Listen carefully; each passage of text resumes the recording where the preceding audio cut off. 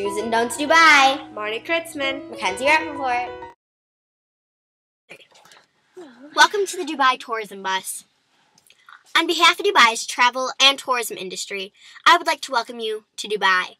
My name is Flounder. Before we get started, are there any questions? Excuse me, why is there so much construction these days? Well, that's a great question. This is what our trip is all about. Now let's get started. Doesn't this have to do with the government? Righto. Dubai's government issued all buildings in the UAE must be green building standards. Well, what does green building standards mean? Well, that's another great question. The answer to that is the design, construction, operation, and maintenance of a building are altered in order to increase energy efficiency, reduce use of resources, and less pollutant structures. In other words, they must be green building standards. So what does that have to do with the construction in Dubai? The new law is not only focused on newer buildings being constructed, but it is also related to the already constructed ones. Also, it is not only applicable to the residential properties, but they apply to the commercial properties as well. What about the totally high, already built skyscraper buildings that we see outside? There are a lot of skyscraper buildings in Dubai that need to be changed to go green. New buildings that are in the design phase will be able to incorporate these changes into their building designs for a much lower cost than already built, constructed buildings. Any other questions? Yeah, why aren't they doing this in the U.S. or my hometown, Butter Grove, Nebraska? Great question. Well, Dubai is the first city in the Middle East to make these changes.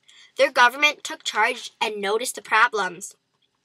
The Ambition Plan cost $22 billion to build an entirely new green city. The USA doesn't have that kind of money.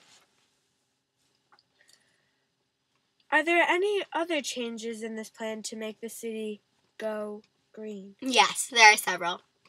Such as? Instead of cars, which will be banned from the city, there will be a massive electronic public transit system. Wow, that is really cool. I agree. Also, streets will be shaded with massive screens to lower temperatures, listing the demand for air conditioning.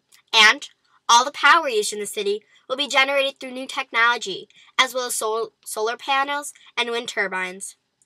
Wow, so where is our first pit stop? The Palm Islands.